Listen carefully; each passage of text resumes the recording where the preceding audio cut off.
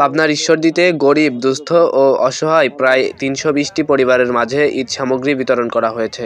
আজ সোমবার ২৪ মার্চ সকাল ১০টায় উপজেলার মানিকনগরে এসব খাদ্য সামগ্রী বিতরণ করা হয়। বিএনপি নেতা ও ঈশ্বরদী উপজেলা চাউল কল সমিতির সাংগঠনিক সম্পাদক হাবিবুর রহমান মহলদারের আয়োজনে এ সময় প্রধান অতিথি হিসাবে উপস্থিত ছিলেন বিএনপি চেয়ারপারসনের উপদেষ্টা ও পাবনা জেলা বিএনপির আহ্বায়ক হাবিবুর রহমান হাবিব।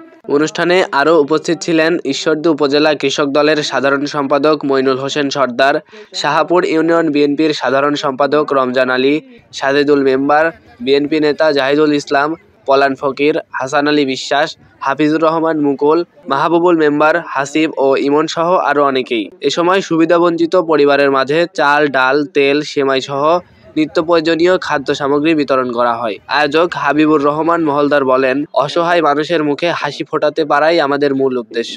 ঈদের আনন্দ সবার মাঝে ছড়িয়ে দিতেই আমাদের এই আয়োজন।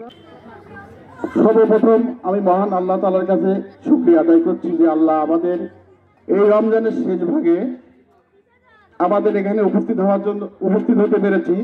এজন্য মহান আল্লাহর কাছে আবারও লক্ষ কোটি শুকরিয়া আদায় করছি। সবাই বলে আলহামদুলিল্লাহ। আজকে খুব খুশির দিন এবং আমার খুব দুঃখেরও দিন, কারণ আমার ভাই প্রয়াত মোহাম্মদ হাফিজুল ইসলাম মহলদার আপনাদের মাঝে অনেকদিন ছিল, আপনারা সবাই জানেন। ভাই আজকে এখানে তারিখ থাকার কথা ছিল, কিন্তু আল্লাহর বিশেষ হুকুম, যে হুকুম সবাইকে পালন করতে হবে।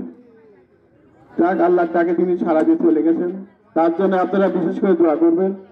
আবার বাবা মা মারা গেছে, তার জন্য দোয়া করবেন। প্রধান অতিথি হাবিবুর রহমান হাবিব বলেন, এ ধরনের মানবিক কার্যক্রম সমাজের প্রতিটি মানুষের করা উচিত। গরিব দুস্থদের পাশে দাঁড়ানোর মধ্য দিয়েই প্রকৃত ঈদের আনন্দ পাওয়া যায়। স্থানীয়রা এই মহতী উদ্যোগকে স্বাগত জানিয়েছেন এবং ভবিষ্যতেও আরও বড় পরিসরে এমন আয়োজনের আশা করছেন। সিয়াম রহমান, প্রতিদিনের ঈশ্বরদী।